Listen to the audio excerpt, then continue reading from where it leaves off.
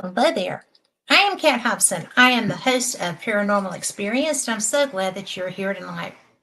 Every so often, all the stars align, and you get to have really good guests who are really good friends, and it all works out.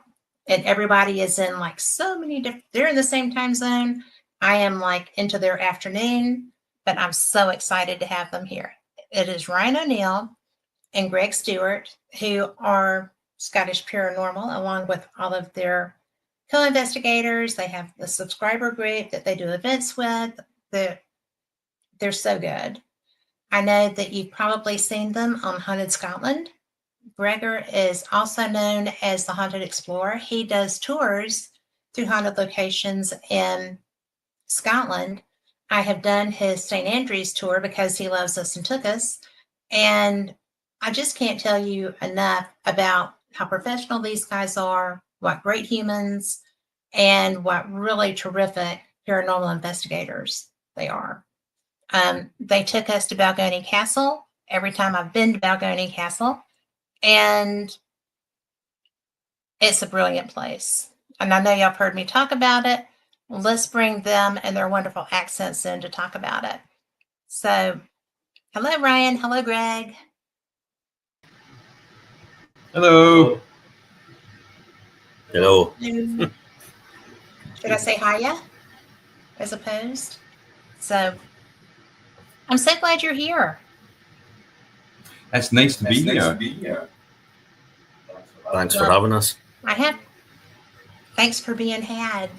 You know, I really enjoy y'all so much. I really feel like it's a blessing to be able to interact with y'all the way I have. And of course, that's all thanks to Rick McCollum connecting us with each other.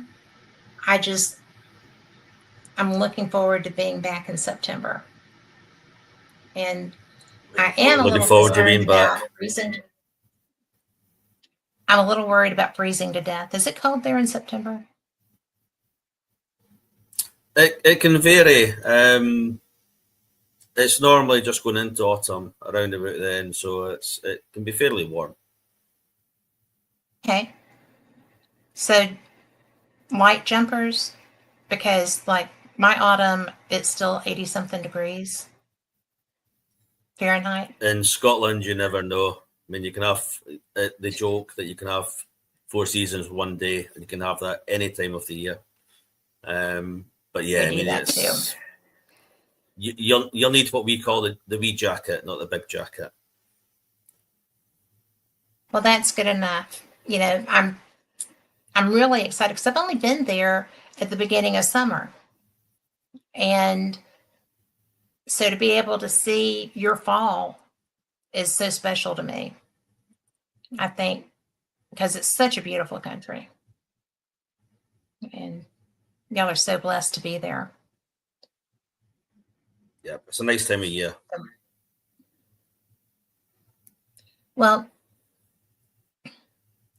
one of the things that I definitely want to talk, Ryan, about your television experience, and Greg, yours too, because you've been featured there also.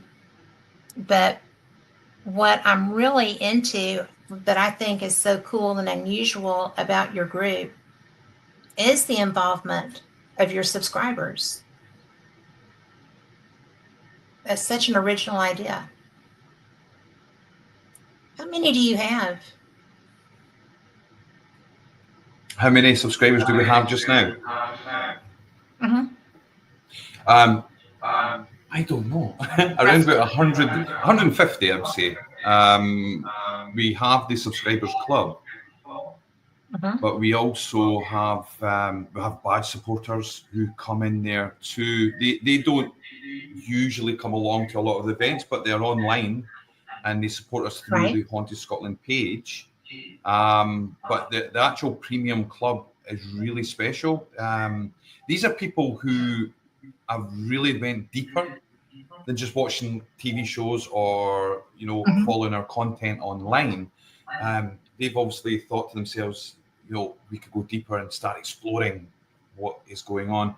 And they're coming along really well. So they join us on events, they use equipment, they actually help with the research as well. So they could be, whether they're intuitive, whether they like equipment, whether they are more skeptical, they all bring that together to help us gather the data.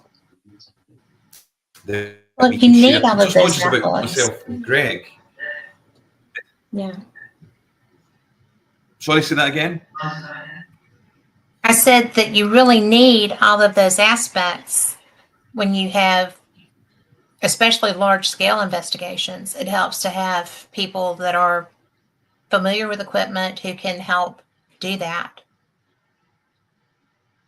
I think one of the main things with paranormal research and investigation is trying not to remove any aspect. I know there is people who maybe don't like intuitives or psychics or mediums, and I know sometimes you maybe have a more spiritual group who are not so fussy about a DR60 or a EDI plus. But I feel that that's many pieces of a jigsaw. And I think you all bring your piece to the table and it builds that bigger picture of what's going on. So if you say, I don't believe on psychics or in mediums, so I don't use them, I feel you take away a large aspect of who we are as humans and what we can explore from that angle. So I like to look at it as be as impartial as possible, sit in the middle, gather as much data, information, and then build your picture from there. So you need all those pieces and you need all these people in the paranormal community as well. Just because one team may be psychics and mediums and another team may have all the equipment, you need that, but you need it as part of a bigger picture. So it's not about, discount this, discount that. I think you need to come together to put that on the table, because I think it will take everyone coming together to build the picture of what is actually going on.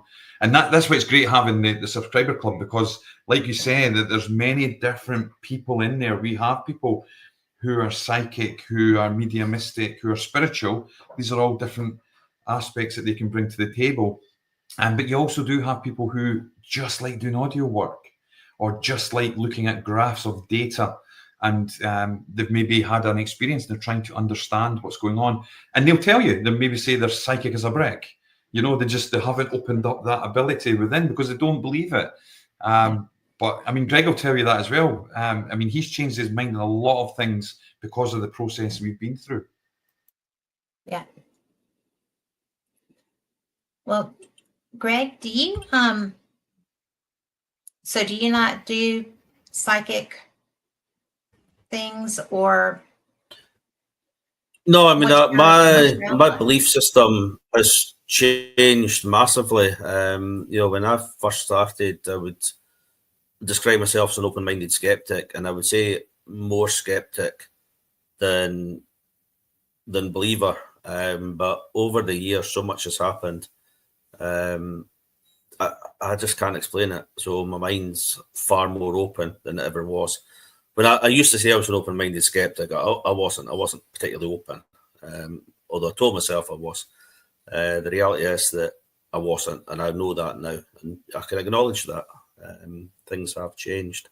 But just feeding on from what Ryan was saying about the subscribers group, when we first established it, we were looking at creating opportunities for people that we never had ourselves. We were in a lucky position that we could offer people opportunities, to explore their interest, explore any gift. So as Ryan saying, we've got people that are interested in the tech side, we've got people interested in the psychic side. So because we've got different people within the team itself, they can explore whichever area they are interested in as a subscriber. And it's massively brought them on. We now, when we do events, we do what we call You Are the Investigator, where a group of 10 of them come together and they actually run their own investigation completely separate from us, and then feed the data back to us. So, it's working really well. Well, that's pretty cool, because not like here, people are very proprietorial about their groups. They're very much so about, they have their locations, and I have found that people are not as open as y'all.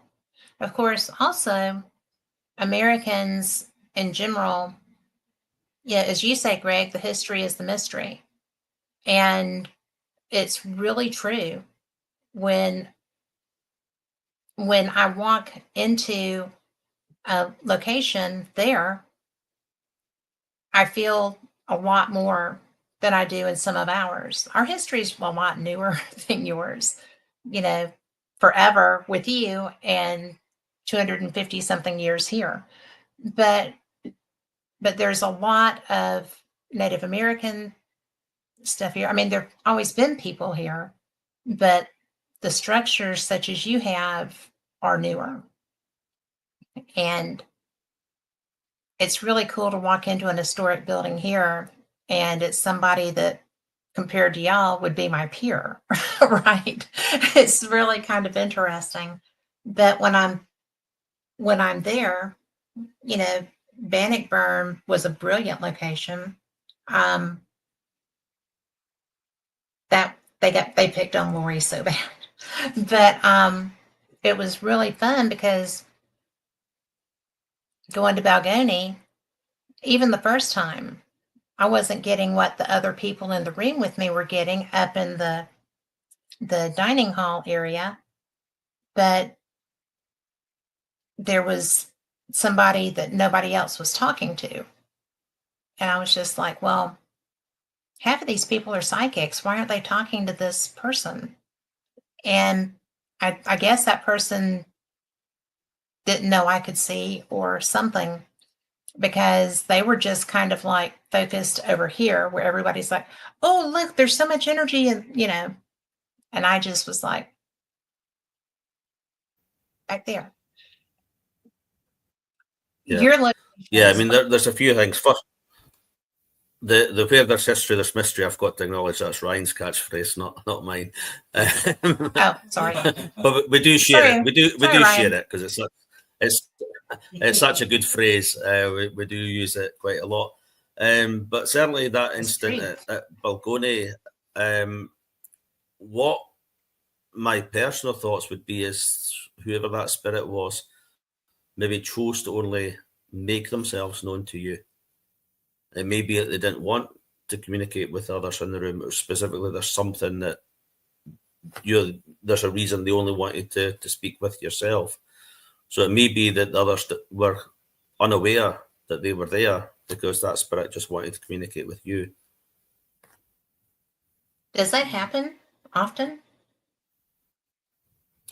Yeah, I mean, we use two mediums when we're out. We use Lee, who you've spoken to, and Louise, who you're familiar with as well. And they always get different. It's quite rare they get the same spirit energy when we're on location. They pick up on different energies. So it does seem to be that certain spirits make themselves known to different people for whatever reason. I think that's interesting because I've always felt like I was made. That's why I've doubted my abilities on occasion, because I would be getting nothing and everybody else around me is picking someone up. And I'm just like, guess I'm not playing tonight, you know. But that makes sense because we have a location here in my town called Sloss Furnaces, and we have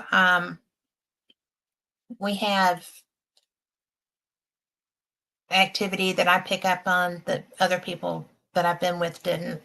But there's a lot that they're grabbing that won't play with me at all. It's really an interesting thing, right? Because I can't imagine, because you brought up Lee, I can't imagine anyone who's a spirit not interacting with Lee. Because he is so. Yeah, I mean, it can vary. Strong. A lot of the times we find if it's a female spirit or a child spirit, they prefer to interact with a female medium. It may be that in their life that, you know, the male way back then was seen as the dominant figure. so they're less likely to communicate through a male than they are to a fellow female. Well, that's logical.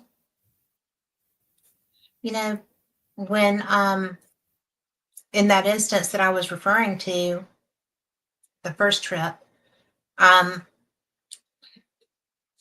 everybody that was talking to this young woman, girl, were like, you know, you go, girl, you don't have to take that from him. He doesn't own you. And I'm like, kind of, he does.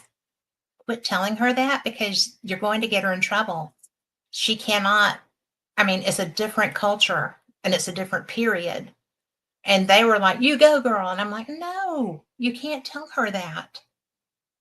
You know, yeah, I think that's an important thing to. It's something we try to do is put yourself in that time, you know, where they lived.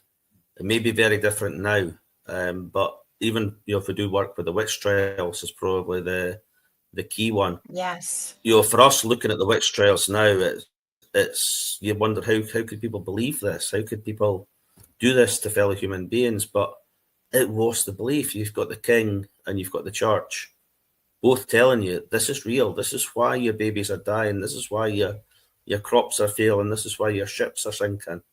It's nothing to do with natural disasters. It's witches. So people believed it. So you can go in and berate them, you know, tell them how wrong they were and everything, and get nothing. If you go in and more on that level where, you know, this is real, you tend to get more communication. Yes. And, you know, it's so bizarre, because when I went to Kulrus, which one of the most haunting places I've been, but also one of the most beautiful places I've been. You know, the village going up. First place I found out for absolute certain that the unicorn is your national animal. We'll talk about that later too, because holy cow. But that's the first place that I saw. I saw it at St. Giles also, but I didn't think it was real because it had a cone on his head. But then when I saw it in Kulrus, the statue with the unicorn, I'm like, this may be real, you know. And then I went up to that abbey, which that graveyard is so active, and I didn't expect that. Everywhere there is so active. But inside the abbey, which I expected to have more, it was so peaceful. And I found that when I went into every side of that nature. You know, outside, you're going to get whatever. Inside, it felt more like sanctuary. Like, you know, we're not bringing this here. Do y'all find that to be true? Yeah, I mean, again, in a lot of places, churches, abbeys, things like that are generally a place of peace. You know, they're not a place, and people go to graveyards and churches thinking they're going to be haunted because there's people buried there. But unless there's something happened to make the place haunted, there'd be no reason for it to have any spirit activity there. Well, I felt like outside, as I was walking away from the abbey, in the back corner, when I turned around to look back, I saw someone, and they may have just been strolling. I mean, I don't know what you do when you're dead, but it's an interesting concept that you're still going to be, you know, living your best life, as it were, if you haven't been able to move on in a way. I mean, really, you can't throw a stick and not hit a haunted location in Scotland. Pretty much. Do y'all find that? I mean, do you feel like that's true? Yeah. I mean, I'm going to suggest Ryan comes in just now because he's got a good theory about things like religious institutes, okay, monks, things like that, because we get a lot of that paranormal. So I'll let him explain it, because he can explain it a lot better than me, because it's his theory, and it makes a lot of sense. Sorry, we're in the same office, so we're being careful here with our microphones, so that's why we're jumping back and forward. Yes, on the religious thing, a lot of the reports that we've got are things like monks, priests, nuns, going back to a certain time frame, usually around the times of the witch trials and coming forward. And one of the things we looked at was why do we get so much of these? Why is it always the monk seen here, or the priest seen there, or the nun, seen in St. Andrews, for example? And the only thing that we could, and then all the things like help me coming through the audio, help me. We've heard things like witch get said coming through. So we looked at that and we're like, what could it be that's causing this?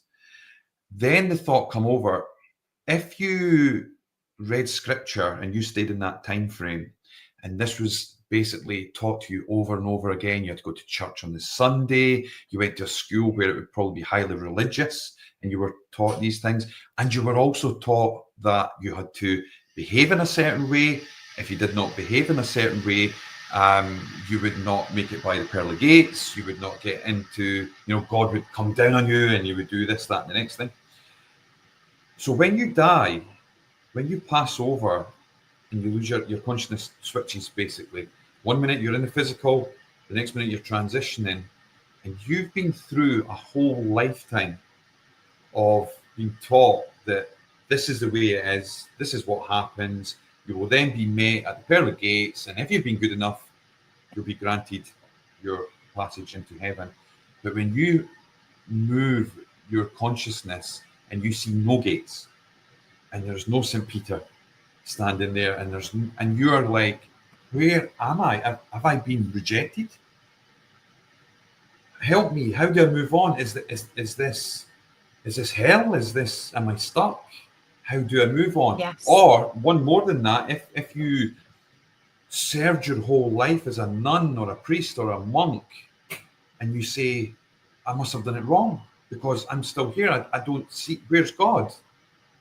Where's Jesus? Where is all these things that I was taught through scripture? And maybe scared to move on, maybe scared to go any further, so they're earthbound. And is this why we see a higher amount of souls, basically, who are walking in these areas, who are religious, and even people who probably come through that teaching back in the day? And is this why they're asking for help? Because they think, help, I want to move on. And we get a lot of that through audio, through electric EVPs, and through ITC research. And we've heard the helps and help me and calling us a witch. I mean, we're talking to the dead. We're using these devices that they don't know what that is. And we think it could be a fear-based consciousness that's stuck. And this is why we see a higher amount of these reports going on. And we're talking not just Scotland, I mean England and Ireland, and probably in America as well.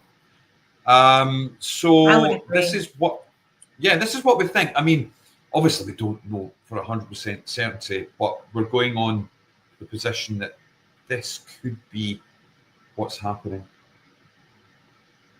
Well, it's logical, because here, people here talk about having a relationship with Christ and other things too, but it's very fear-based because, one of the this was actually a billboard that said, heaven or hell, where are you going? Well, what if the methodologies to get there aren't what the people that are making money from scaring you are selling? And I just think that there's so many, like you said, religious people that dedicated their lives to their faith, who are wandering around trying to find what they expected. There's a lot of that there, right? I mean, Even I know that just from my experiences there. That's very logical. Yeah, it makes sense to me. I mean, going back to Kuros, we've got a few subscribers in there, and two at least come from Kuros, and they grew up in Kuros as well. And I remember she said to us, when we were children, we didn't know what was a ghost, a ghostly monk, and what was a real person. Such was the amount of spirits walking around the area. That blows my mind. To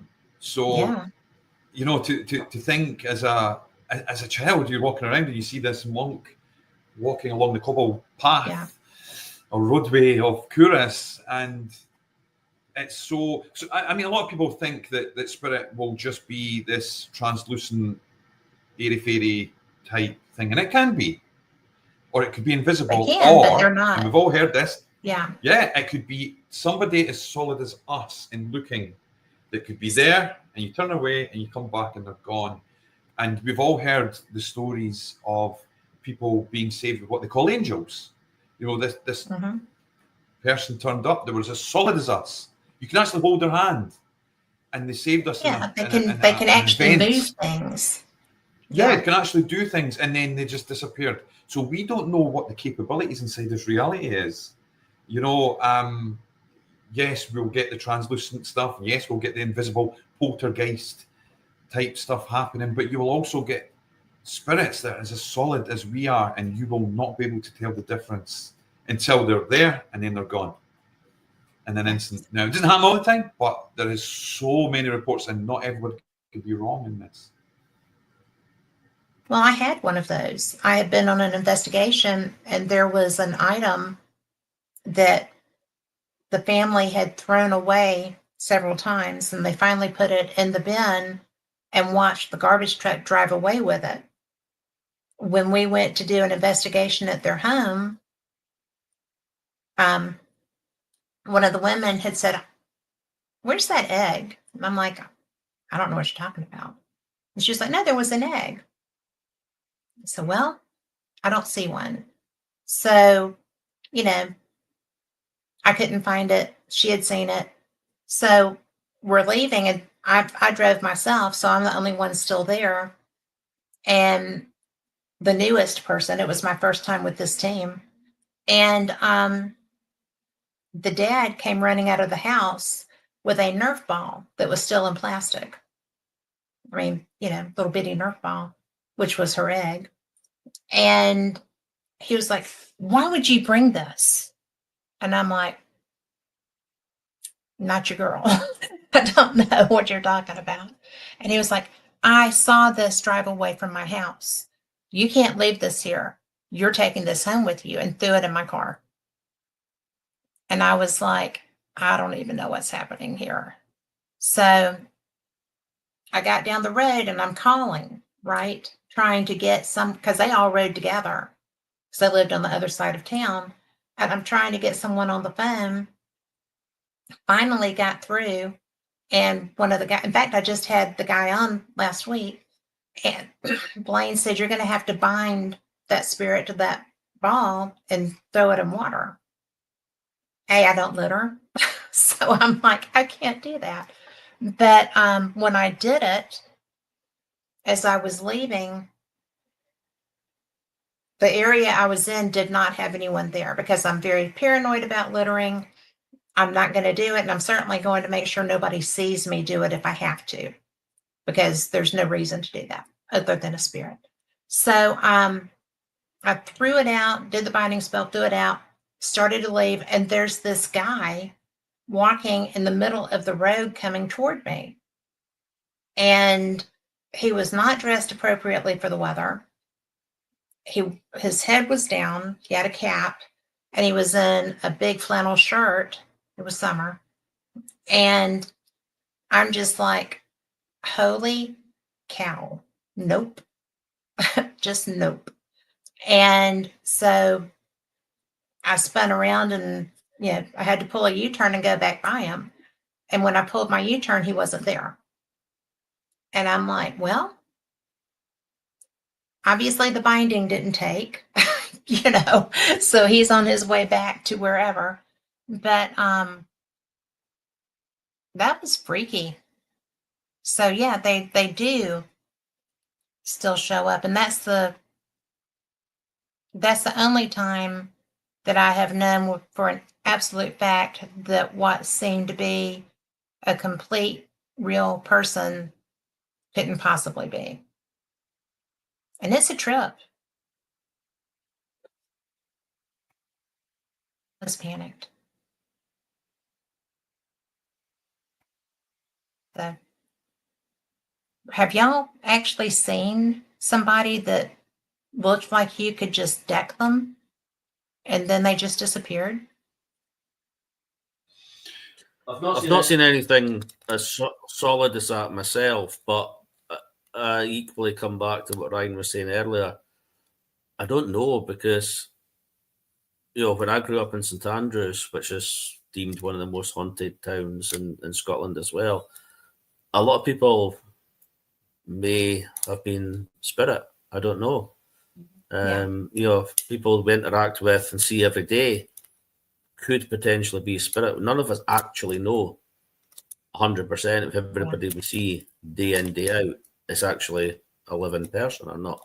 And I know it's a theory that a lot of people will laugh at and think it's a lot of rubbish, but when you think about it, we don't actually know if everybody that we see is a real person.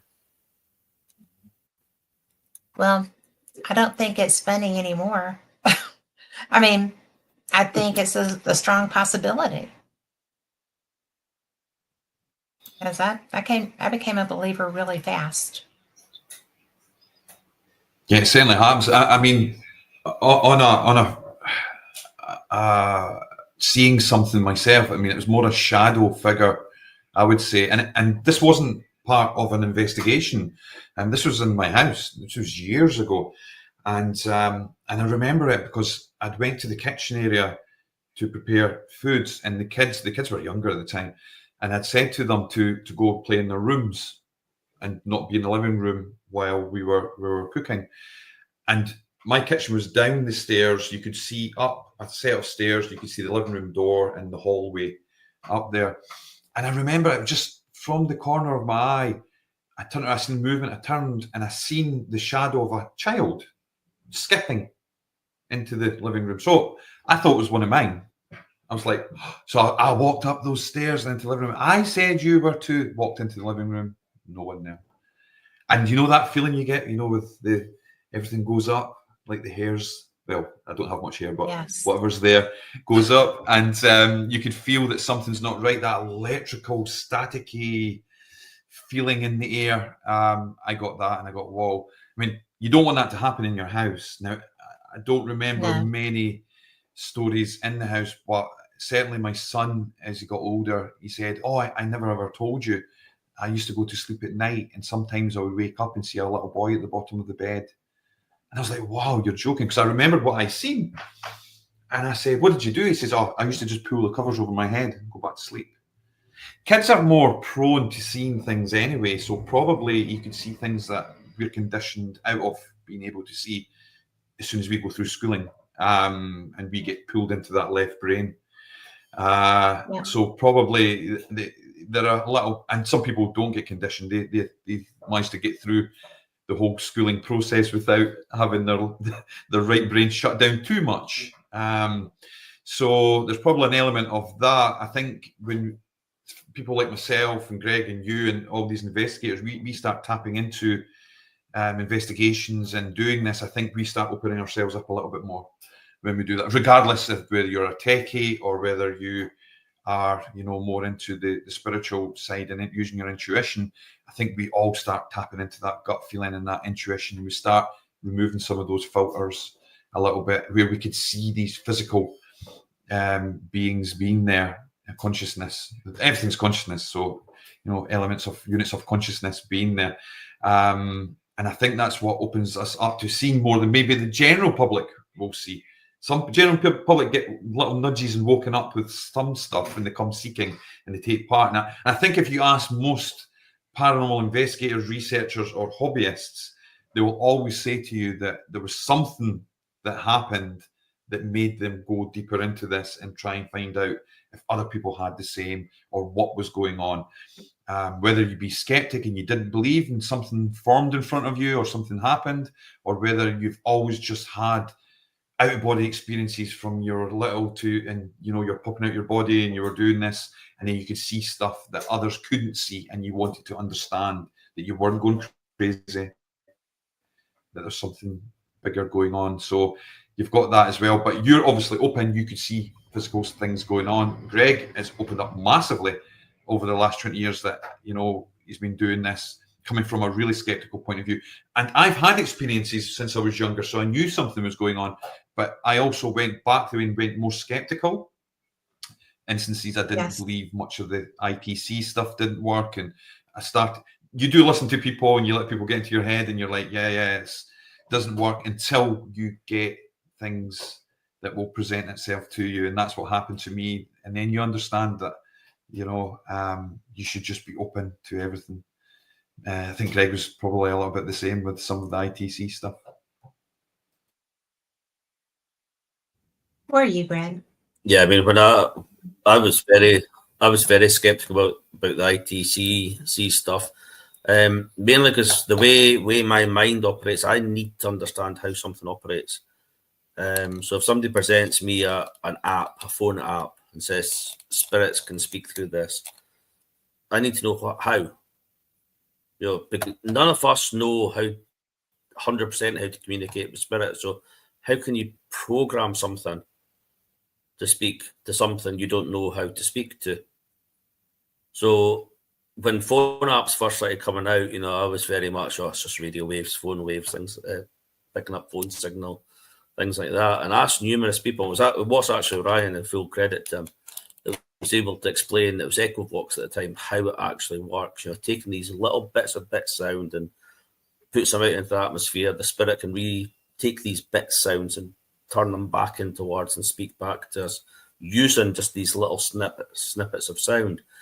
And it started clicking, it started making sense. We then had our own app built, which Ryan did the audio himself for. So we know 100% there's no words in that. We actually put it out there that if anybody wants to take the time, the audio files are there. We'll go and listen to them.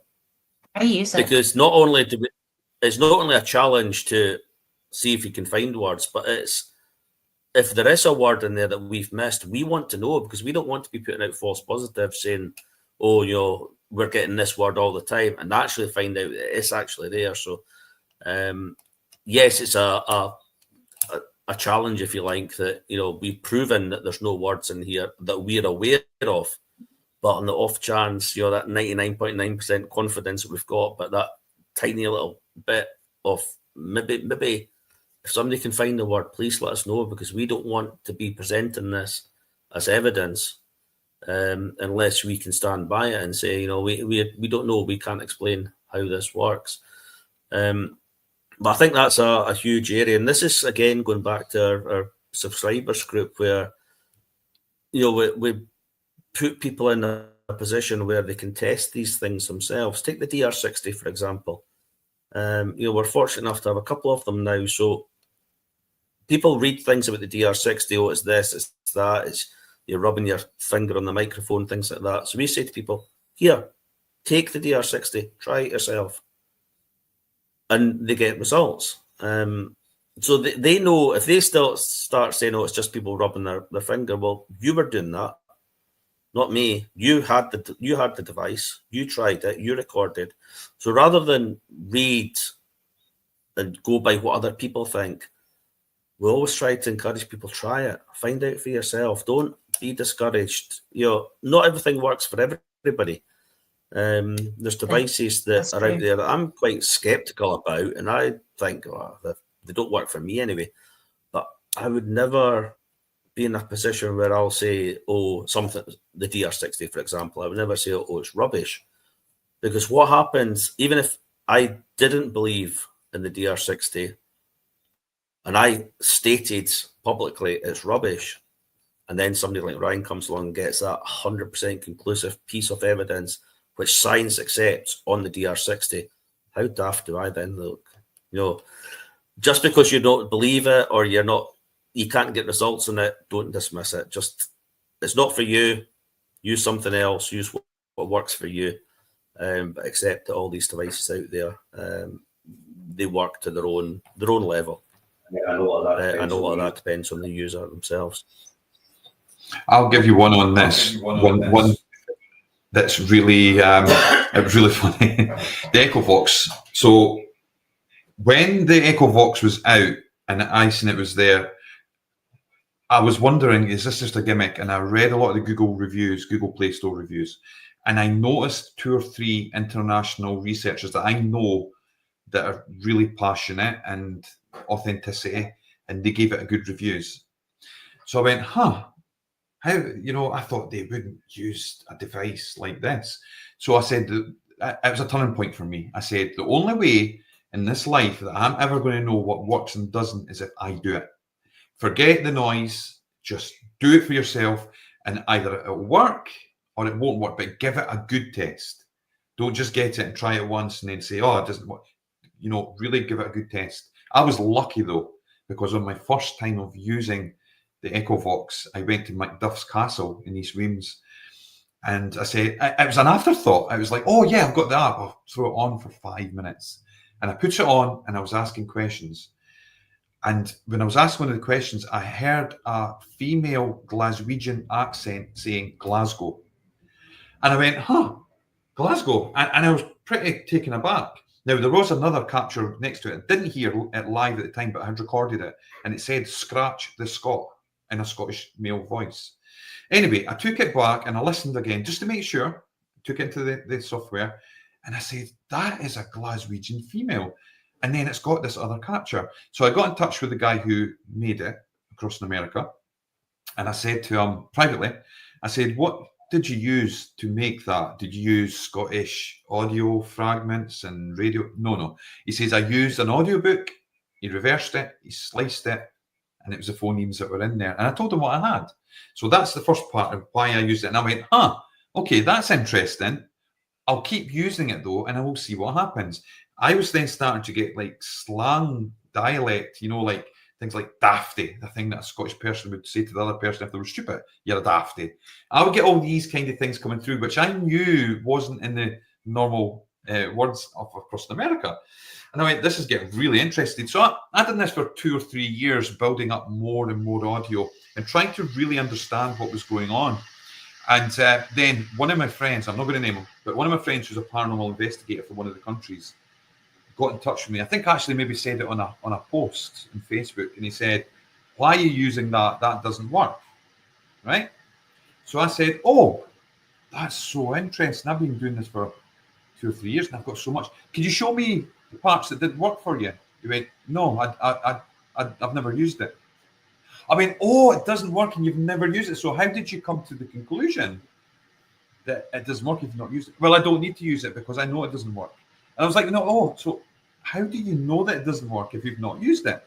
Well, it makes sense. Obviously, it's not going to work because it's just a gimmick. I said, but you've not used it. So you're in no position to say whether that works or not. And he was like, yeah, come on my radio show and we could talk about it, and I've got somebody who's skeptical and you could debate. I don't need to debate. I'm not here to prove that works, doesn't work or to argue its case, because I don't own the app and it's nothing to do with me. I'm just looking for results. And also at the same time, those results will be put out and people make their own mind up. I'm not even telling people to believe it. That's what we got. Right. Did it work? Did it not? You make your own mind up. But I know what I've got and I know my own thoughts and feelings on it. Then I come forward to what Greg was talking about, DR60. Now, even after I went on Spook Scotland, I'm very much aware that there was a couple of grumblings here and there about any investigator that uses a DR60 shouldn't be taken seriously. Really? Because I've used the DR60. That's a great tool. I put it through so much testing. Now, I could see what some people will maybe put out as an article and they'll say, the DR60 doesn't work, it's picking up stray radio waves. Okay. Faraday box, put the DR60 in, ask questions, listen back, still got words on it. Okay, so we've cut out the radio signals, we're still getting it. The next one is, it's just the internal workings of the recorder. Okay, we sat in here, but we've done multiple tries at it. Some of them had nothing. Some of them did have things, but never ever sounded the same. So you'd think if it was internal workings that you'd get the similar word each and every time you've done it. So it's not the internal workings. Next, we went into Glenfarg railway tunnel. We took the France box, which is a broken radio designed to pick up radio signals to a degree, and we took the DR60. We got nothing but static through the France box, but we got captures through a device that's not made to pick up stray radio waves. So this device, the France box, gets nothing, DR60 gets something. How does that work? So we're still getting things. So we went through a process of trying these different things. And then I go back to what I said before, is some of the people who are writing articles, they're maybe more skeptical, they don't like the device, don't actually have one. They've never used it. And if they have maybe used it once or twice on an event, they've never used it for an extensive period of time to gather some data to build a working hypothesis. Show me that it doesn't work. What is your data? Because you're asking me for data to prove my point of view of what I have. Show me what you've got. You can't. Why? Because you don't have one. You've not used it. That's unfair. That's not science. You're beating a drum of what is scientific and what's not. That's not science. Because you're coming from a belief system that something doesn't work. So that is a belief system. You think you don't have a belief system that people have to prove to you. That's a belief system. You do not believe you're at the bunker. Where you should come in impartial and use the device and say, right, I'm going to give it a fair crack of the whip. Let's see what we've got. If it works, great. If it doesn't, great. I could go and tell everyone it doesn't work. But they've not done that. They've heard somebody else talk about it, says, oh, that makes sense. Now I'm going to write about it. And then this continues and continues and continues. And then some will come forward and say, I can't afford one, so I'm going to say it's rubbish. It doesn't work. Yeah. It's unfair because there's so many people who are getting results. I believe in those because the first time we were there, we were at Araneth Castle, and we had a psychic with us that was doing readings or just doing a group thing. And I just happened to go down there. And I had two relatives come through to him, and he described them physically before I would say, that's mine, And so when we finished there, Mikey, my friend Mikey Thompson, has one. And I'm looking for validation, right? Because I don't know this psychic from Adam, and he's hitting everything down to my dad's tweed jacket with the patches, to my nephew's hair, to everything. And so I go flying back to the hotel part and found Mikey and said, I need to use that. Can you help me? Because I don't hear it that well because I haven't been using it.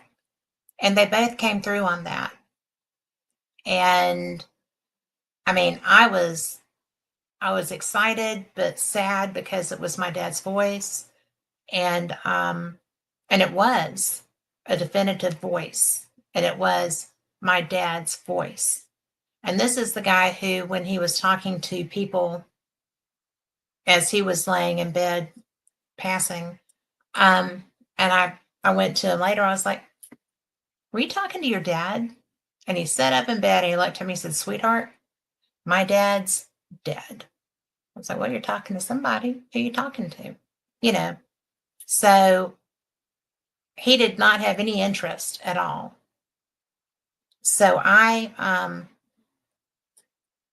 when this guy's telling me that's my dad, I'm like, we're going to find out, And Mikey was just like, are you okay?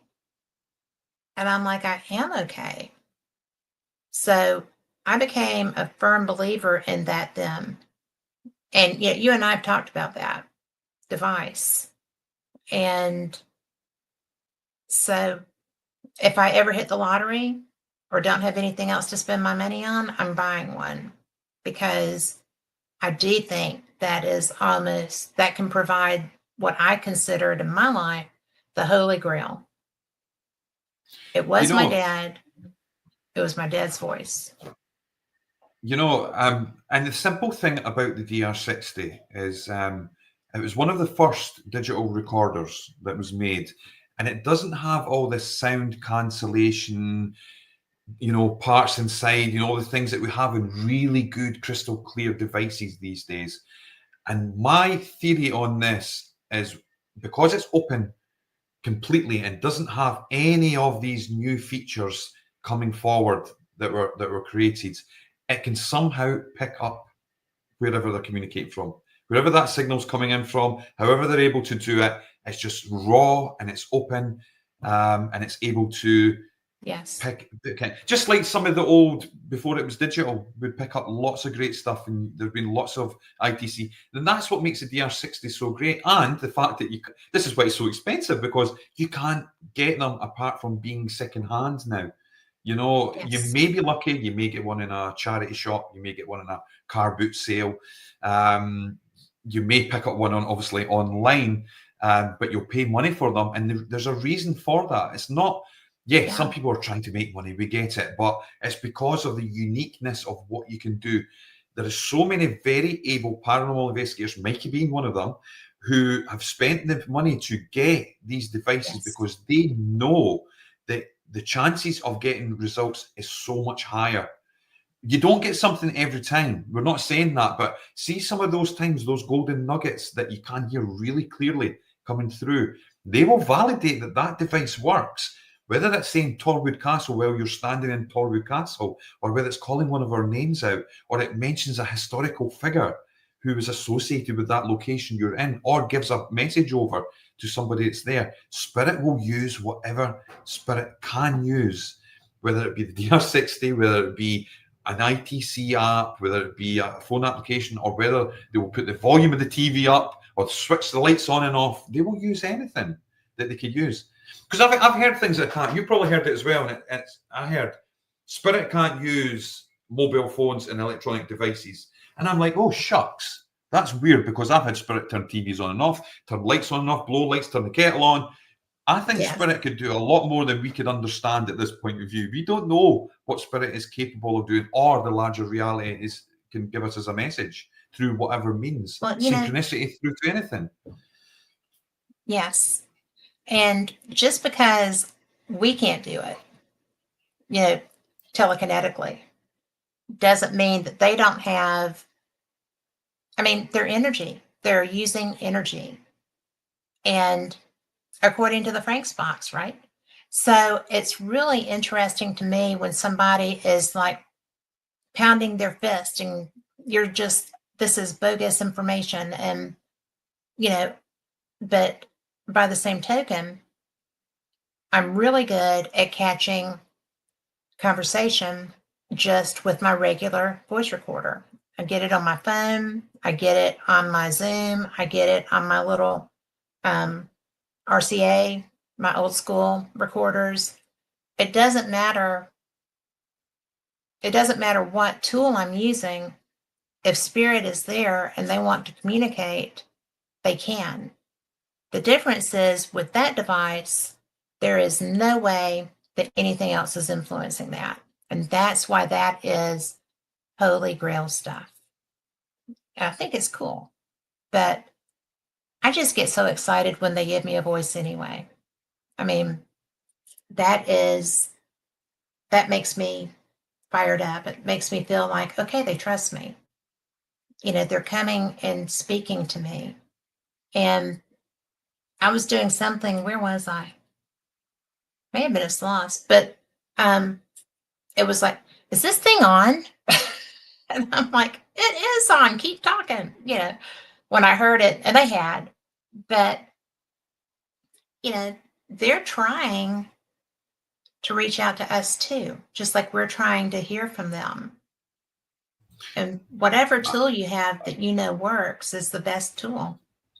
I'm just going to say to Greg, because Greg says a perfect thing. I'm not going to put the words in his mouth from, but he's got a great saying that he comes out with about, you know, if you're getting ignored, would you communicate? I'll let Greg say it.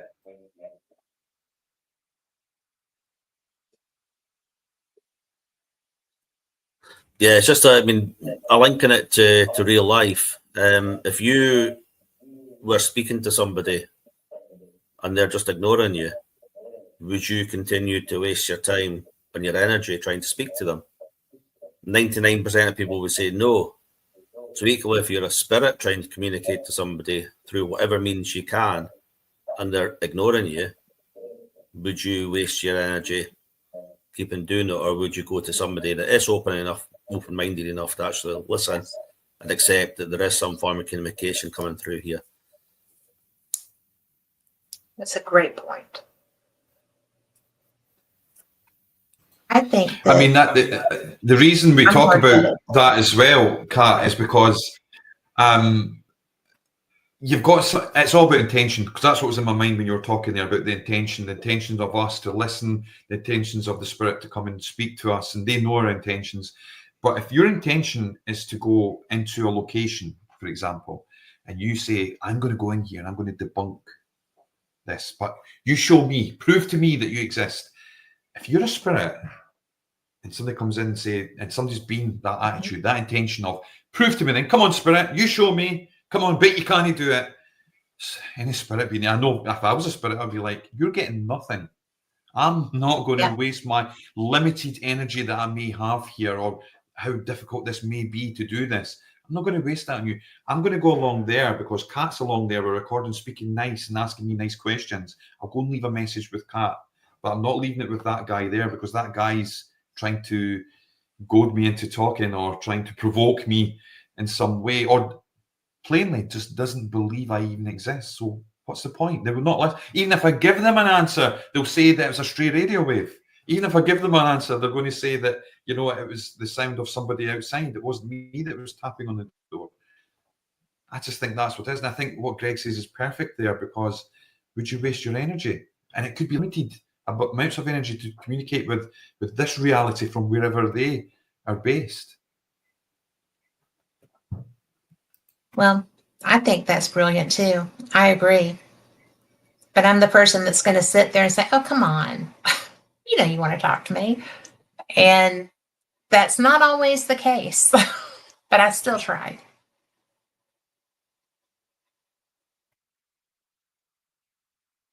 So, Greg, what is probably your favorite piece of evidence that you've caught in EVP? Oh, that's a really difficult one to answer. We actually caught I think for me, the very best one was at the Driel Halls in Anstruther, which we know was it's an ancient tower connected to a church. And we know that it was used to imprison women during the historic witch trials back in the 16th and 17th century. And we were picking up, we felt we had a woman there that she was scared, she was cowering in a jail cell, and a much more dominant male figure on the stairs. And we were doing a session, it was actually with the cultist box out on the stairs. And I did something that I don't know why I did it. There was a handrail going up the tower, but it's something they put in recently. It's actually an electrical one. It's lights all the way up. So as you're going up, you can put your hand on it and use it as a handrail, but it's illuminated. So I knew there was a current running up and down here because we weren't getting much through on the cultist box. You know, we're in the middle of an ancient stone-built tower. And I thought, I wonder, this runs all the way up to the top. So just letting the aerial over onto it, and I asked the question, could you tell us what you did to her? And this really strong response, killed her, comes through. And we actually listened back. It actually said killed her very quietly, and then almost shouts killed her straight to us. So, and to say this was this male, he was on the stairs. The second you give it just that wee bit extra energy of going into the electrical light system, you get this really strong killed her. And for me, that's still, it fitted everything. It fitted the environment, it fitted the story, you know, what we were experiencing, what we felt ourselves with this dominant male who's we suspect was a jailer, and this female who was potentially an accused witch. But that for me is still the standout. That's intense. I mean, we obviously have really the one as well because... that we use. We use the one a lot that it was actually Rick when he asked at Balgony Castle, is there anything we should be afraid of here? And it was in the Frank's box very powerfully, the energy. Yeah. And that was so clear. And I actually used that to close his video with, because getting that response was,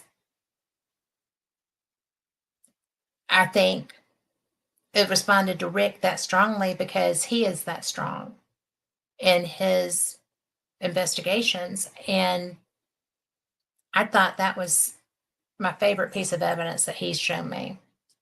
And the fact that he was with y'all made it his favorite piece of evidence, right? I mean, he loves investigating with y'all. I do too. But you're very good and you're very technically savvy. And I'm good with video and photography. But what y'all do and that particular device, I thought was so cool. But I just love working with y'all. That's just that. But have you gotten anything else that was quite as strong as that, the energy? Because that was a clear answer about, oh dear, what you should be worried about. But have you gotten any other warnings or anything of that nature? It's not so much warnings. I'll let Ryan talk about it because it was in one of his sessions again at Balgony, but we got a really, really strong, powerful name during one of the sessions that, again, because Kelly, the lady of Balgony, she was there, so she was able to immediately confirm historically. So this is correct. Recent. And it was a couple of years ago, and then we got the second part, but I'll let Ryan explain it because it was his session. He knows it better than I do. Okay. Yeah, it was in the Laird's Hall at the top of the tower, or near the top of the tower, and I think they had about 10 members of the public there, and there was myself and Kelly was there, Lady Balgony, and we were using the France box and asking questions out, and then all of a sudden we hear Sibbald, which is the family clan that first had the tower. And we all heard it, and we went, Sibbald. And I said, okay then, what's your first name? And it said, John. Now, Sir John Sibbald was the first laird, one of the very first lairds in that tower. And we were like, oh my gosh. I mean, that was just so good. That was so good. But the conversation from there went really, it was positive. It was really, really positive and really crazy. We usually say we come in complete and utter respect for what we're doing in this communication here. Quite the opposite of trying to provoke or anything. We're here, we're coming complete and utter respect. And we said that. And the reply back from the France box was, bless you, we do it back. Oh, man. When I heard that, when I was analysing, it actually touched me a bit. I was like, oh my goodness, that is unreal. That is absolutely unreal. Just to add to it as well was, at the time, we changed the batteries in it. The France box takes about 8 of these AA batteries inside it. It's really power hungry. And Jonathan was there.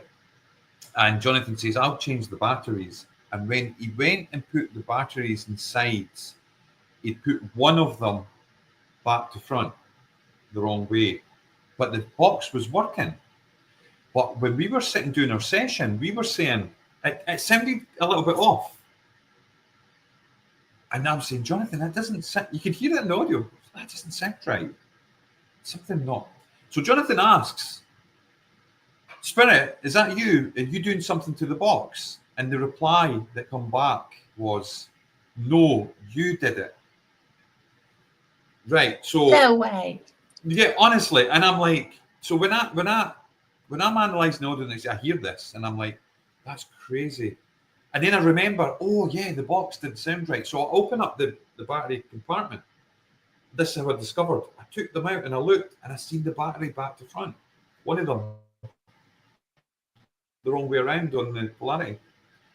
And I'm saying, that shouldn't work.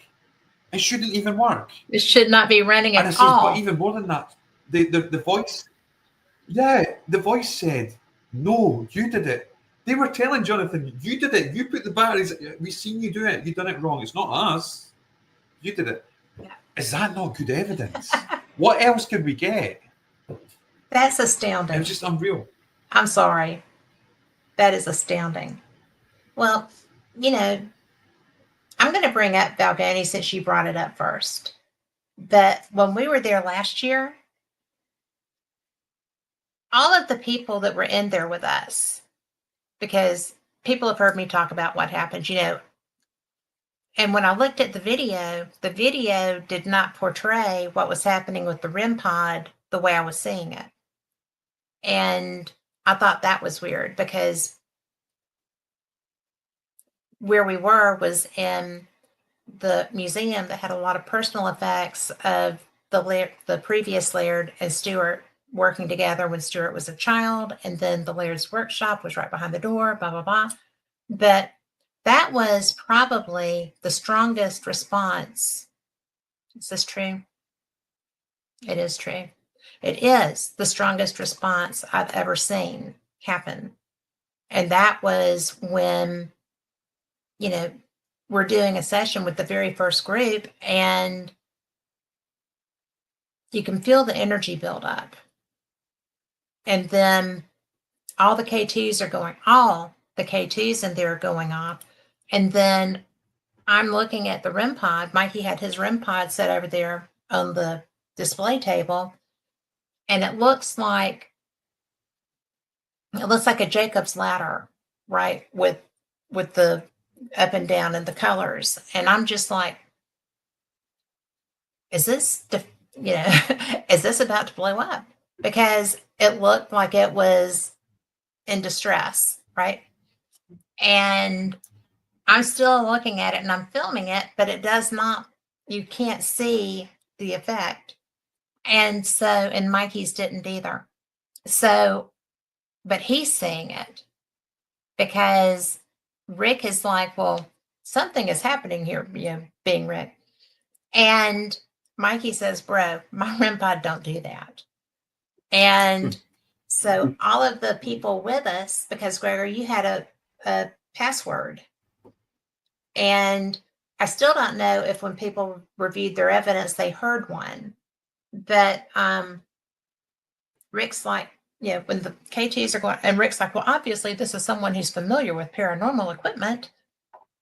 You think? And he's doing this and it's taking him forever. And I don't know if you've seen video from that, but it was just like, who could this be? And it was so obviously the Laird, because who else would it have been? And I mean, when on that occasion, we actually chose that we'd never investigated the museum area ourselves very much, but we know it's built on top of one of the former defensive towers for the castle. So we kind of more anticipated that there was something along these lines that you'd potentially pick up there. But it certainly seems like the Raymond, the former Laird, came through. Now, Raymond's workshop was directly behind the room that you were working in, and as you say, it contains lots of artifacts, both from the castle itself, plus items that Raymond and Stewart, his son, worked on over their time at the castle, the models of the castle and things like that are all handmade by Stewart and Raymond over the time. So in hindsight, it's not a massive surprise to us that he chose that place to come through, because it's where he spent a lot of his life. He'd get up. He didn't work to normal expectations. He would sleep late, he'd go to bed late, he'd work till sort of 2-3 in the morning, then go to his bed, and maybe wouldn't get up till 10-11 o'clock the next day. He didn't do 9 to 5s. He was very much worked late into the night, and that's where he did it. He worked in that workshop, creating all this very personal craft. It's all built and designed by hand. So it's all got his energy. But what I would say is that since then, we've definitely had him through a lot. And one thing that people maybe don't realise about Raymond was when we first started investigating at Balgony, Raymond used to join us. He was fascinated by what was happening. He really wanted to understand. He'd experienced, both him and Margaret, his wife, had experienced quite a lot of the spirits of that castle.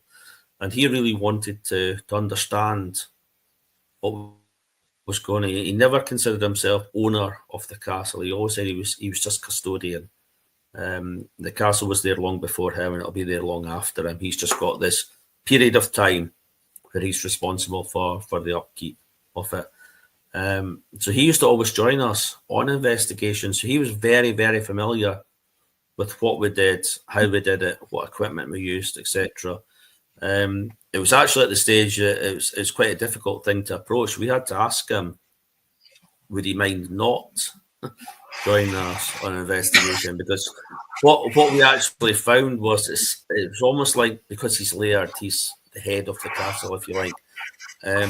When he was there, we weren't getting as much spirit activity. It was almost like they respected his position within the castle as well. And when he didn't join us, we got a lot more activity. So when we asked him, look, that's interesting. Castle, we can't tell you what to do, but would you mind? It was more initially as an experiment. Would you mind just leaving us for half an hour? And we'll see what happens. As it happened, we always got. So he actually stopped joining us because he felt he was interfering with what we were getting. So he wouldn't join us, but then we'd sit with him for an hour or so at the end of the investigation and just run through everything that had happened with him. And it was brilliant because a lot of times we could say, well, we got this name in this play, in this room, and he could instantly just click and say, oh, that was so-and-so, the 5th laird of Balgony who lived in this time period. And it was brilliant because you just got these immediate answers from him.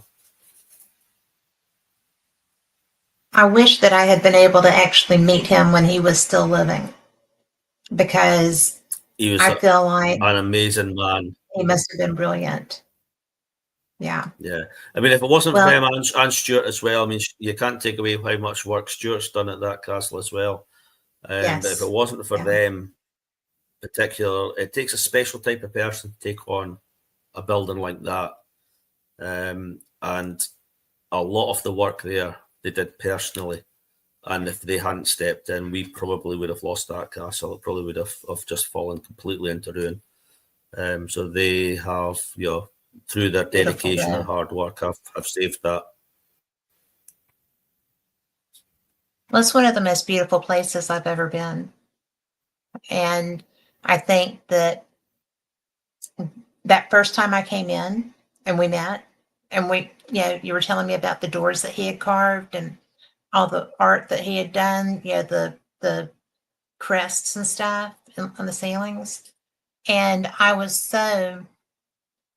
just thought he was amazing.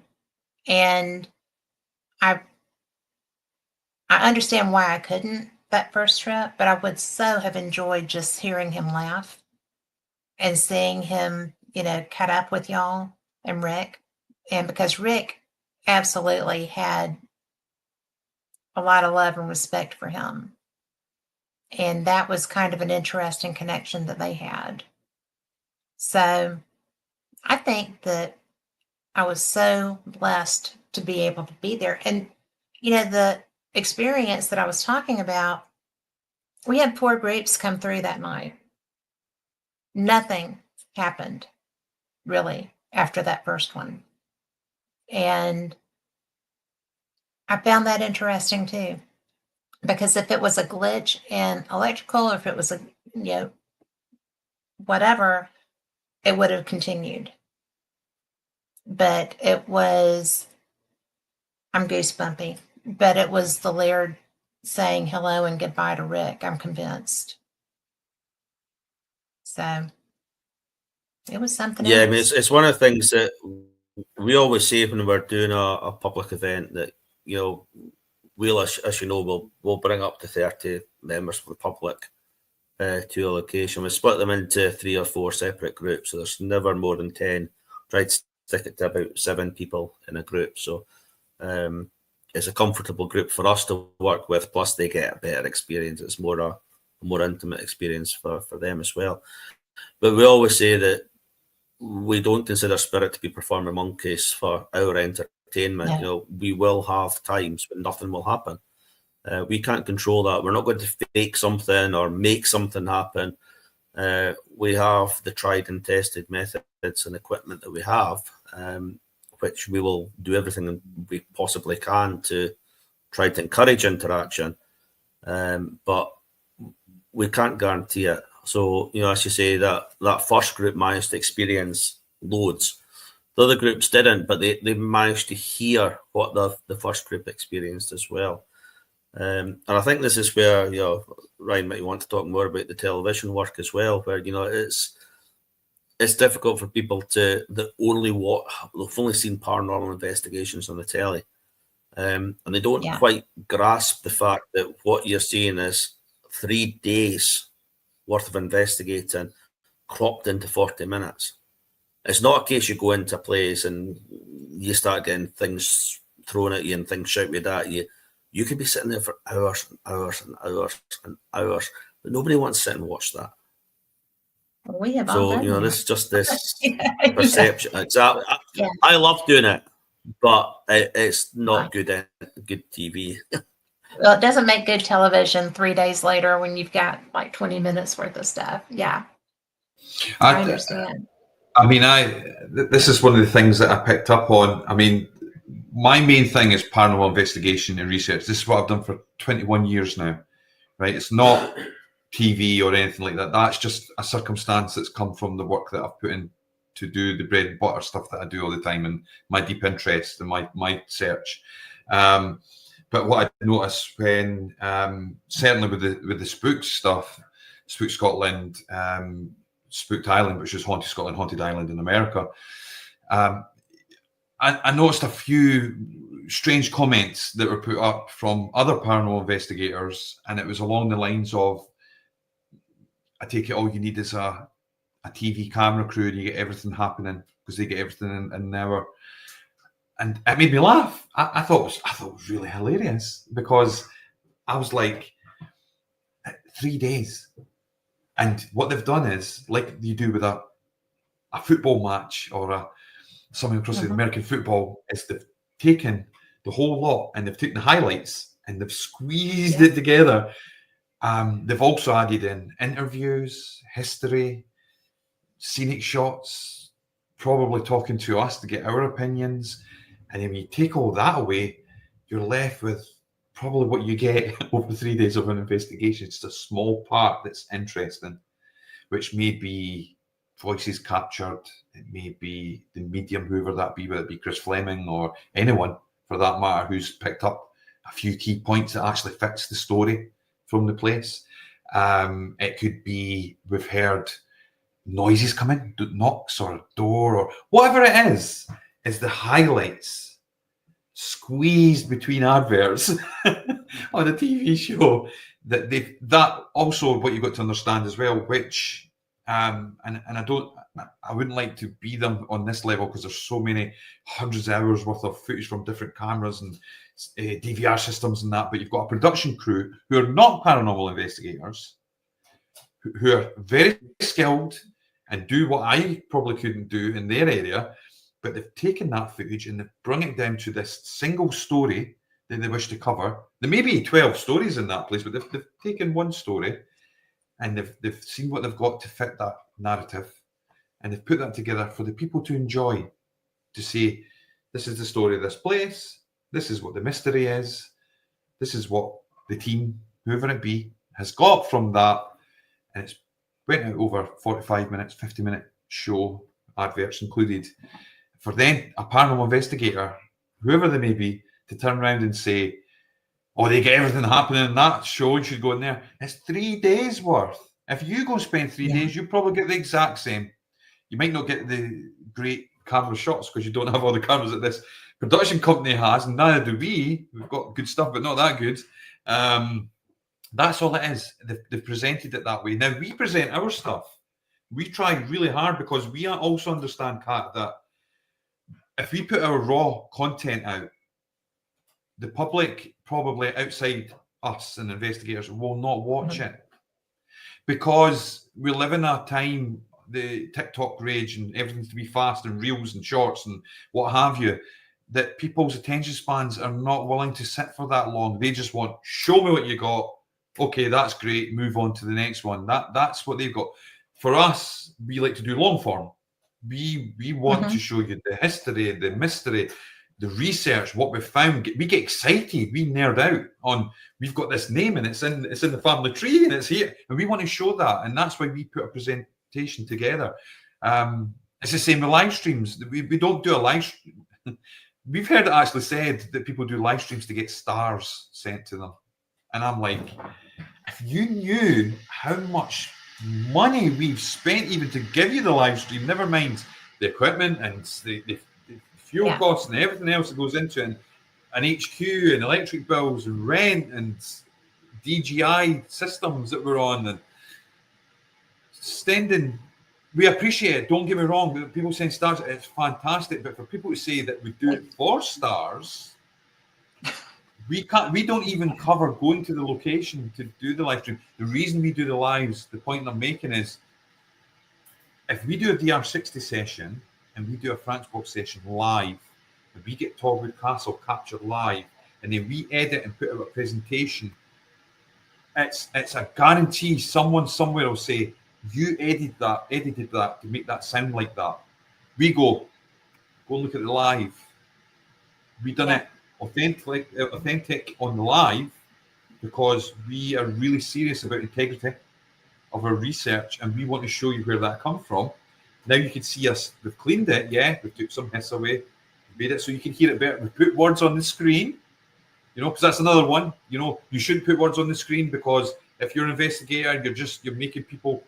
Well, the words are not on the screen for me when I analyse.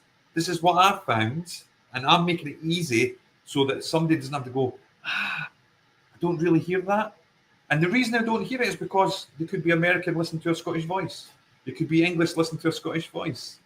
I'm trying to help, not trying to convince. This is what we've got.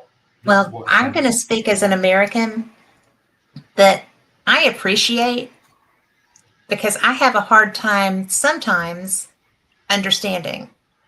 Yeah. And, you get picked on a lot about that, but it's not you. It's just the different dialect and what we're accustomed to hearing. Yeah. It's, sometimes it's not a bad thing to have subtitles.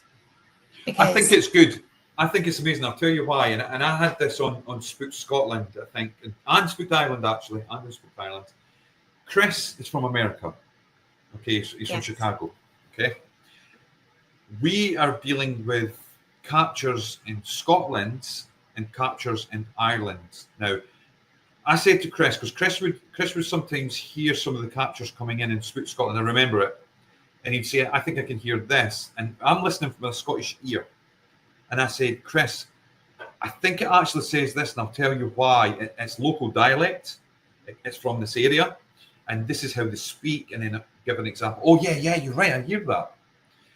I had to do the same when I went to Ireland. I couldn't go to Ireland, to Let Castle, and try and listen in the same dialect that I'm used to in Fife, here in Fife, Scotland, on the east coast of Scotland, because they speak Irish and they sing.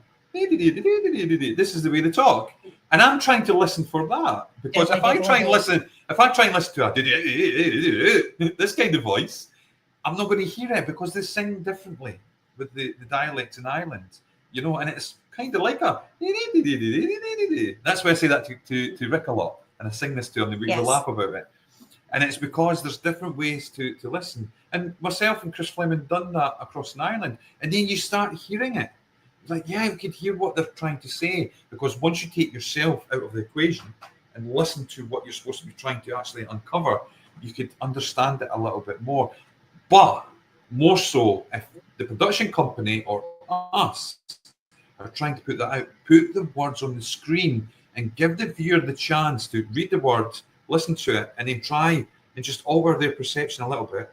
And then they may just get to that point and go, wow, I couldn't hear it without the words, because I'm listening with my Chicago, Australian, wherever, ear. But because I put the words up, I'm going to try and listen to that, how they speak there, and see if maybe Spirit are saying it slightly different. 9 times out of 10, they can then hear it. That helps. It's not to hinder. It's not to trick. It's not to be a charlatan and make everything about us or whoever's doing it. It's to help the viewer hear it, so that they can take something from that and understand and be educated slightly on how to do this. That's why it's done. Well, but I always come back to the same point, Pat. The same that. point all the and the same point I come back to every single time, because when I hear the, you know, because the words are on the screen, then you know what it's saying. I didn't get the words on the screen when I analysed it. I had to sit and play that recording 50 times and listen and listen and listen, and then eventually. Sometimes I get binged, but eventually getting it and saying, wow, that's a female that says put it down, which was one of the latest ones we got, which was amazing. Put it down. I've got it now. It took me a few tries to get that, because the monkey mind jumps in and tries to make things. And I'm like, shh, I need to just listen to what's getting said here. And it was put it down. And then I put the words on the screen, and I seen a comment. And the comment was, well, I'm a paranormal investigator, and as a paranormal investigator, I wouldn't tell people what the words were. I would just let them try and figure it out. That's fine. That's fine if we're all sitting researching and collaborating together. That's fine. But the person scrolling down Facebook who just wants to hear what it is doesn't have time to do that. And they don't have access to us on that level either. So it's better just to give them, and then make your mind up. They may turn around and say it's junk. That's fine. We don't take any offense to that. Or they may say, wow, that is really something that's opened my eyes, and now I want to go and explore and try that. Sure. Well, I mean, nobody wants to be sitting there going, oh my gosh, I think this might say that, but could be this. I mean, because when I'm reviewing my own evidence, I am, especially from there, okay? But I am often just kind of like, it sure did sound like a voice, but what the world did that say? You know? And I am not Rick, so I will not say speak English, damn it. But it's just the dialects are so different. And even through Scotland, the dialects change so much. If I'm talking to somebody in Edinburgh, then I'm in Fife, and then Glasgow. I mean, that was an interesting dialect. And it's just like we have a lot of people think I talk funny, especially the New Yorkers and the LA people, right? And a lot of people think I'm dumb because I sound like this, which is really great, because let them, you know. But it's just so interesting when you have something to help, because I don't have a problem with that. I've been doing this since God was a child, and it is so helpful to have, and it really is almost an interpreter. It's not putting words in your head. It's just, this is something I'm not used to listening to. I'm going to need a little help with this. There's nothing wrong with that. I get frustrated when people do that to you. You know, I think it's rude. Yeah, I totally agree. It's I think people just need to come together and try and find a way to get the answers out there and collaborate. I've got this thing that I say, and Greg will tell you as well. It's not about being in competition. It's about being in a spirit of harmony and collaborating together. And that's the way that we work. That's the whole integrity we've got as Scottish Paranormal, is that we will work with absolutely anyone who's wanting to do it in a spirit of harmony. If they're willing to do it for the greater good to move forward, competition's no good to us. We don't care who has this location, who's this big team, small team, whatever. These are terms that we don't use. These are terms that we've heard. We hear it from other countries. I speak to a lot of people in America. It's the same issue. I speak to people in England. It's the same issue. Europe, I've not heard as much of it happening. But we always say in a spirit of harmony, we will work with others for the greater good, and we'll bring everybody's got a gift in some way. Some it's audio, some it's speaking to spirit, some it's just so many people have got different gifts and they can bring something to the table. Greg's always keen on saying that even newbies, even people who just come in usually have the best questions, and we think, we never thought of that. We never thought of that. That is so great that what you're saying, and you're new to this because we're all not new to life. And we're not new to the bigger picture. It's just we're trying to understand this part of it. And even the newest people who come into this have got some of the greatest things to ask or to suggest, and things that we just maybe have overlooked, trying to find answers. But we say that all the time. I think it's unfortunate. You will get some people who may see people putting good captures out. It could be us, could be others. And then you'll always get this one or two people who term themselves to be seasoned investigators.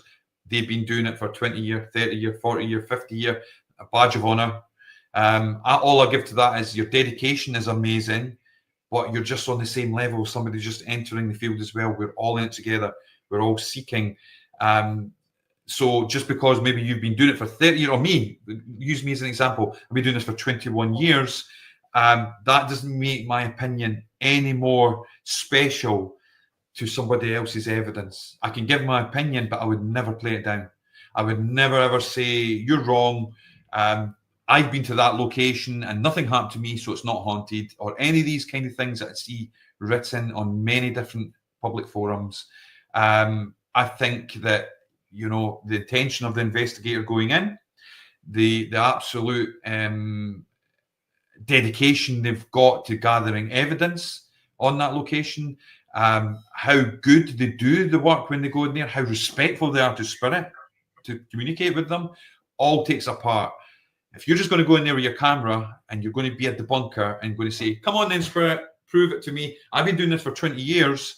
And if you can't prove it to me, this place is not haunted, and then come out and say, see, told you, that doesn't work. That doesn't work. And it puts people off. Sometimes you get a show. Because if you go into certain locations with that attitude, you're going to get shown.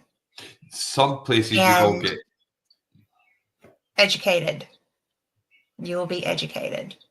It's crazy. I don't understand. You're interacting with something you can't see unless they choose to let you. You can't affect at all. And something that I have seen be able to move objects. And you're going to be rude and obnoxious and tick it off. Sounds like a good idea to no one. I mean, you know, it's crazy. Yeah, it's we don't know what we're dealing with a lot of the times, and you've got to be really careful with that, because like you say, we can't a lot of times see. Sometimes we can't hear what we're dealing with, and there's been many stories of items flying around the place, people being followed home, and things happen in their home. Very bad luck afterwards. And so, do you really want to be disrespectful for something like that? No, I for me personally, I think just keep it positive, keep the integrity.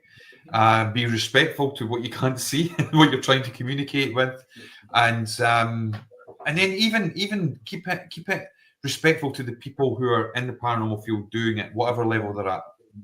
You know, whether they've been here and doing it for many years or whether they're just starting out in their journey. You know, encourage, be friendly, offer the hand of friendship and help where you can. Work and collaborate online or offline, and really just show humanity a little bit with each other moving forward. Don't diss other teams. Don't talk bad about others, even if you don't agree with what they're doing. Just keep that out of the way. It doesn't work, and it actually puts you in a bad light. You know, doing things like that. I know I'm not going to work with anyone who talks bad about others. And people seem to not get that. I mean, here we've got, I mean, you can't swing a cat and not hit a paranormal team, basically, especially in some areas. But there's always drama. I mean, we call it paradrama. And it's the biggest bunch of hooey. We're all working towards the same goal. And I don't understand why we have to keep one-upping people. You know, the spirits are going to interact where they want to. They're not a dog and pony show. And you can't judge someone if there's someplace where you got activity the last time and now it's dead, as it were. I don't understand why we can't just work as a community more. And are your subscribers there? Not yet. They'll be coming soon, but not yet. Okay, because I wanted to go ahead and get some more questions in. Are you good with that? Mm-hmm. Yeah, go for it. Okay. Yeah. Okay. So we got started a little bit late, and I just love having an opportunity to talk to both of you because I don't get to very much. So, but am I going to get to go to Balgony in September? Maybe. If we can arrange it, yeah, we'll do everything we can. It just depends on the dates, because I've said we've got the public investigation at Stirling on the Saturday night, so that's kind of eats up the whole weekend. So if we can get one of the dates before then sorted out, we will do everything within our power to get you there. Okay. Well, do you have our St. Andrews dates, or do you want me to send them to you? I think Rick sent me the St. Andrews dates. Okay. But I don't know when you're in Edinburgh. We're in Edinburgh. Oh dear. 2 days before we go to St. Andrews, which would be flying in. I believe flying in the 25th, which will be actually the 26th there when we get there, the morning of, and then we go to St. Andrews the 27th. We're supposed to have 2 nights in Edinburgh. We may not have planned that well, but I'll look and make sure. Because we'll certainly do everything we can. Yeah, well, as long as I get to see you. I mean, investigating is great. Friends are greater. So come and break bread somewhere or something. But is Torwood open again? Yeah, Torwood's open. It's never not been open, I don't think. It's not the easiest castle to get to, but you know, John and Tracy do a lot of work there.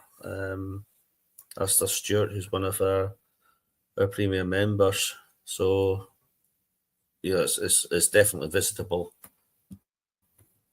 Well, I didn't know if didn't it close at some point, or did it just close to investigations? No, it's never been closed. Okay. I must have misread whatever I saw. It's been a while. But I know that I saw something online about an investigation that was happening, and I was like, they're doing investigations again. So if they didn't stop, obviously they're doing them. So yep. Every so often I miss the boat. It's okay. But where all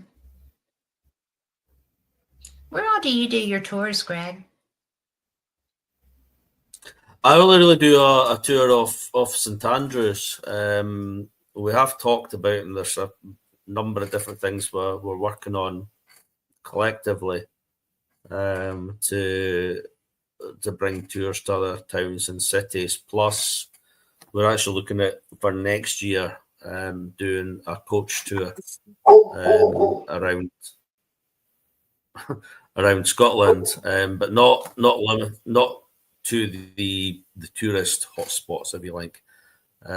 We'll take people to the likes of the north and up the Highlands, across the Highlands, ideally. So, different places from the normal ones. The hidden places. Yeah. The hidden hauntings of Scotland. Yes. Well, you know that Rick is so not wanting to go anywhere he's not been. And so I drive him insane. Rick, for those that don't know, Rick McCollum, he is the founder of Hollywood Ghost Hunters, my best friend, my investigation partner with Lori and Mikey. But I was just like, let's go to Aberdeen. And he was like, Aberdeen? And we talked about that being such a rough trip before. And he was like, no. I was like, well, it's that or the Orkney Islands. And he was like, where is that? So, now I'm pushing for Skye because there's a day tour you can get from Inverness to Skye. And he's like, why? I'm like, well, we haven't seen it. So I am always excited about your country because I haven't seen one part of it that's not absolutely breathtaking. And well, I mean, Skye, Skye is just worth seeing just for the sake of it being Skye. It's a beautiful island and it's deep history, very haunted, deep folklore with the Fairy Glen and the Fairy Bridge and all the rest of it. And of course, you pass Elandon Castle to get there, the most iconic castle in Scotland. How cool is that? There's so much to see there. This will be my third trip, and it won't be my last. I know that because there's something about the beauty of Scotland, and whether it's because you have Edinburgh, which is magnificent with all these different places, and you can see it because they don't allow skyscrapers to destroy the skyline. And y'all probably don't think anything about this, but the little the chimney pots, right, on top of from the individual units in the buildings. When I first saw that, it blew me away. I had no idea that was a thing. And when you're in Greyfriars Kirk, you're looking at the city, and each one of those represents a home. And you live in one of the most beautiful places, and your area is one of the most beautiful parts of it. So Fife is spectacular. So last year when we were tooling up and down the roads to Balgony, it was just so cool to see everything there. We are extremely lucky. We're extremely lucky with Scotland. We're extremely lucky with what we do, with the history and the mystery of Scotland, with the age and the stories that we have. And Greg will tell you, we are the exact same. There's areas in Scotland that we've not even been yet, because it's so vast, the amount of places we can go. Yes. But I tell you what, we will be there over the next year or two, because we're going to cover the whole of Scotland, and we're going to put that out there and show people exactly what's there, what the stories are in these areas, and we've got big plans for that. But some of those plans, like Greg says, will include taking people on a tour, and we'll spend time with them, and we'll do it together as a journey, and we'll go around and we'll start digging into these areas together. So whether we be investigating, whether we be climbing through the most darkest, coldest, dampest castles, or whether we be sitting around a nice open fire telling ghost stories and having something to eat, this is something that we're looking to do, and we've got some great ideas of where to go with these. It'll be fun. It's a journey. And for us as well, it's a journey, and we can't wait. Where do you want to investigate that you haven't been yet, individually? He's going first. Ryan's nominated me to go first. I always say Skinwalker Ranch. I have been fascinated with that place since I was probably 10 years old. That's when I first started reading about Skinwalker Ranch. And Me too. it just fascinates me that it's so much happening there. You know, every single aspect of the paranormal is thrown into there. You know, the myths, the legends, the hauntings, UFOs, folklore. You know, there's everything there. And I think that would be an absolutely amazing place to actually spend some time investigating that. Yeah. Well, sorry about that, guys. What about you? I'm actually going to say Edinburgh Castle, purely because if I got Edinburgh Castle, then I've covered the main place in Scotland that I always wanted to do. It's the only one now that's left in Scotland that I'm like, please let me in. So if Historic Scotland want to let me into there, that would be fantastic. I could go and visit, obviously, and I could walk around, and I could get my wee sneaky DR60 out and probably ask some questions if it was quiet enough. But if I could just get even just 2-3 hours inside there, even if it's just one area to set up, and try and find out if there's some validity to some of the stories that are in there, and speak to the spirit that's there, give them a voice for once, rather than all these tourists coming through and everything else that's happening. Let me get in there and get their opinions. That would be fantastic. And like I say, it would probably just underline Scotland and all these places when I was younger that I read about, that I said I would love to go and look at. That would probably just finish it off for me. And then we'd just have to look at the world, wouldn't we? We'd just have to look at somewhere else to go in the world. But that would probably be the one I think I would like to tick off. What part of the castle would be your favorite if you could only pick one part? I don't know. I would really have to go and walk around first, and then I would get a sense. I think that it's like anywhere I go to. I could go around a place, and there is usually one place I'm like, yeah, I need to do something here. That would probably be the same for going around the castle. I don't have one part in my mind. I would just like to get in and do any part at this point. But if I could walk around and get a sense of the place, and this takes you back, even though a lot of people think, yeah, I just do like techie stuff and that, I do tend to go with my gut and just try and feel it out a bit, and you'll get a sense of what feels right and what doesn't. What about you, Greg? If you had any place there, any town, any place, where would you go?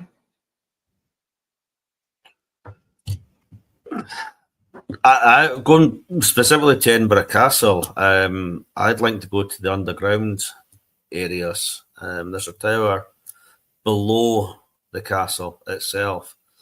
My father, who sadly just passed away at the start of this year, he was military, and Edinburgh Castle's I think it still is, but it's for a long time still been a working military base, as well as a tourist attraction. And my father didn't talk about the paranormal. He never discouraged me. He was quite open for me to, explore the paranormal. But he didn't talk about himself. He was, let's say, this proud military man. But every now and again, as you got older, he'd start talking about Edinburgh Castle. And he started saying things that when I was stationed at Edinburgh Castle, and that night we heard the piper, and I go, no, forget it. They change the subject. I know he's experienced the piper, he experienced phantom dogs and things like that when he was stationed there. But he only ever let tiny little snippets out, and he wouldn't openly discuss it. So I'd like to actually go there and try to experience some of what he experienced. I say particularly this area underneath the castle. I'd really like to go underneath the castle, because that's not where people go. It's not where the tourists get taken. It's closed off most of the times, and it's probably one of the oldest parts of the castle. It's where, I don't know. I just feel that would be the place to go. Well, would it be under the jail part? Is it I can't remember exactly where. It. I've seen a map, but I can't remember exactly where it is within the castle. But I mean, it was only kind of more recently reopened, and or at least acknowledged as being opened, and it's an area I'd love to properly, because there's so little information actually available about it, because it's not open to visit. I'd like to go and just explore it and see what's there, feel the energy down there, and certainly do a wee bit of investigating while there as well. That would be so amazing, right? I think that probably one of the reasons that would be the best place for both of you is because you both live with a love for history. It's not just ghost hunting. It's not just, however people want to look at that. But you really are solving history's mysteries, or trying to. I think you're doing a pretty good job. And I would love to go to Edinburgh Castle with y'all. Yeah, I mean, I've said it for a long time, and I know Ryan's of the same thoughts, that the amount of people that will come to us and tell us, oh, so-and-so's haunted, this castle's haunted by so-and-so, and they say, why? They don't know. They just heard the story. They've not asked the question. As I said earlier, people going to graveyards and things like that, thinking it's haunted because there's dead people there. There has to be a reason why this place is haunted. So for me, that's a key part of the history. Go back in history, find out what happened, who did it happen to, why did it happen, and that then who potentially haunts it, why are they there, what do they want, what's the reason, the background, something has to have happened. A lot of time when you dig really into the history books to find the reasons, it's actually a better story than the ones people tell you, because the historical fact's much more interesting. That's why you make St. Andrews come alive, for me. So I think that's one of my favorite places, even though it was hotter than Blue Blazes. That was one of my very favorite afternoons that we had the whole trip. And we were there for a while. But I love your enthusiasm for St. Andrews, because it's home in large part to you. But your love for sharing that, both of you, your whole team. That's why I love your subscribers. Like when we got to be with everybody for the cookout and stuff, it's so special to be included with people that have such a enthusiasm for not just their home, but for the understories of their home. There's so much that if you start looking, people think that America's young. You know, we're a very young country, but we're not a very young land. And there have always been people who lived here. So people don't really understand that, like when I go with my husband to North Carolina, he plays in poker tournaments and I go play outside, that my ancestors walked there. And so I get that. But when I'm in Scotland, I have people that were there too. And it's really cool. I finally found one of my family names in a cemetery, but in Inverness. And it was my grandmother's maiden name. And I was just like, oh my gosh, look. And it was funny because there had been a bird massacre right in front of that. And that's what caught my eye, because I was like, oh, well, there's no body, that poor bird, right? And I turned around. It was a pretty little red monument. Well, it wasn't little, it's big. And it had her name. And I was like, well, thank you. I needed something to make me stop and read this monument, right? So I think it's so much fun. And I'm so looking forward to being there again. And I love that your history is the mystery thing spoke to me.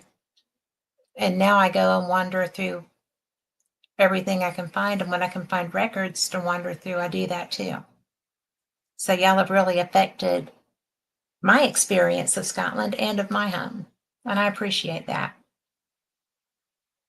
So I also appreciate you being here, because I know you've got a big event coming up tonight. So I just...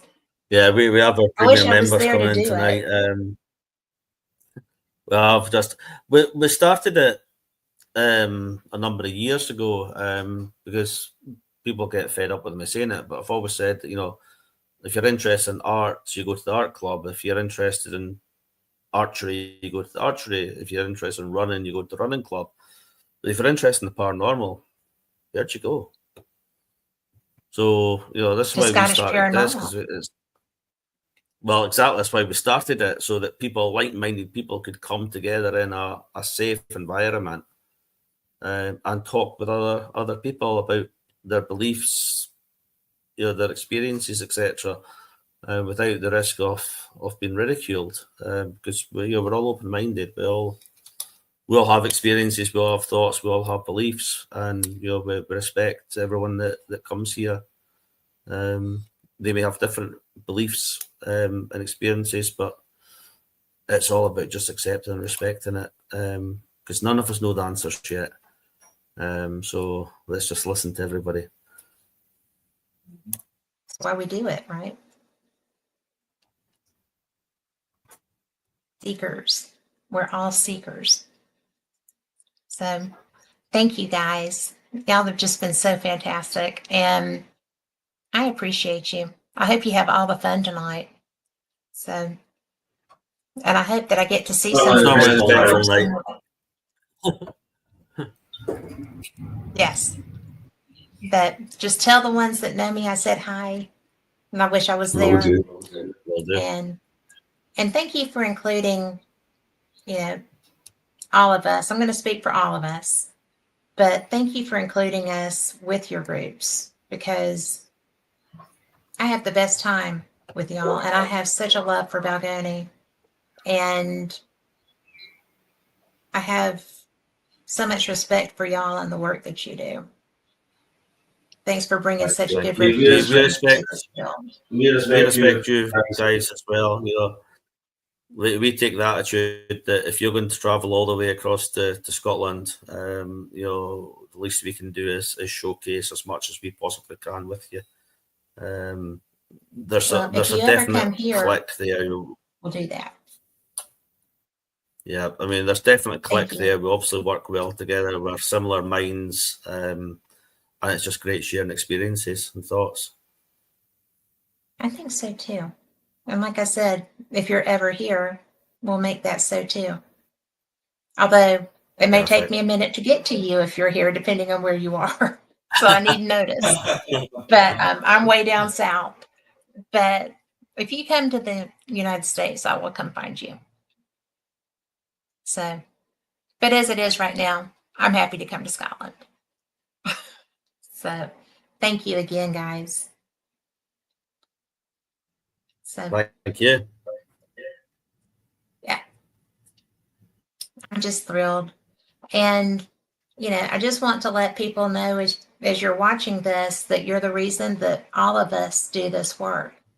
You know, whether it's investigation, the research side of investigation, the shows, or the television shows, is to open up your minds to what can be with the paranormal, what is, and to give you maybe information to be able to go explore for yourself, because it's really, there's a lot to learn. There's a lot to experience. And these guys are out doing the work all the time.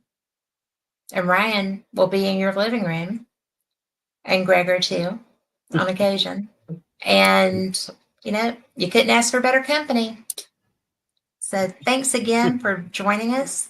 And we'll see you next time. Same cat time, same cat channel. Thank you for having us. Good night. Thank you.